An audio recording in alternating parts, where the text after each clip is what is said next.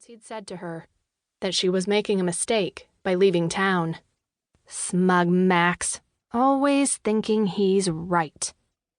The braggy drunk executed a goofy dance and lifted his beer high over his head. "The Patriots are gonna pour out a beating as sure as this." He let out a whoop. Haley watched, transfixed, as the man began to tip the mug.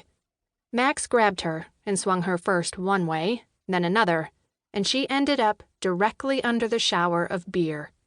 The cold brew drenched her hair, cascaded down her face, and soaked the sweater that had belonged to her late mother. She stood dripping, her mouth open. Then she snapped her lips together and glared at Max. "You did that. On purpose." He stared at her and then held his hands out like he was warding off an evil spirit. "No," he snort-chuckled. "I swear, I was trying to get you out of the way. Someone bumped my arm." "I don't believe you." The drunk shoved the center of Haley's back, and she lurched forward. "Aw, honey, kiss and make up." "Hey!" Max scowled and started toward the guy, slipped on the spilled beer, and his arms windmilled. He tried to grab for the bar, grabbed Haley instead, and they went down in a tangle of limbs. She ended up straddling Max, her hands splayed on his chest, while cell phones sprang to life. The picture-snapping clicks rose to a crescendo. Several people recorded. "OMG! No! Not another video! This is all your fault, Max Gallagher." She tried to scramble up, and her foot, and all her weight, pressed on a point high on his thigh. He sucked in a breath, let out a garbled word, grabbed her foot, and Haley fell backward onto her butt. The seconds that followed were a chaotic mess. Max writhed on the floor, his face a mask of pain. Haley was lifted up by the bouncer, her arms pulled behind her back, and she was hauled out of the bar. The next thing she knew, she was at the police station and placed in the drunk tank, with the door slamming shut behind her.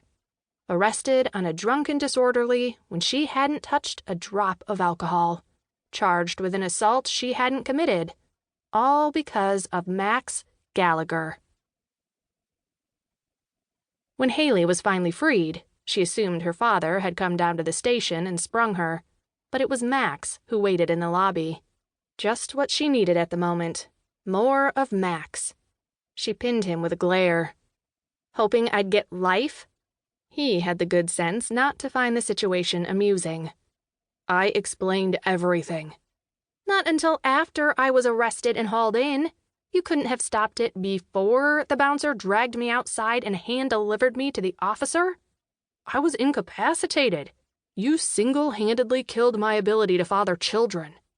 He pushed open the door leading outside to the parking lot. "I also told them you didn't assault me. Not that you haven't wanted to at many points in your life."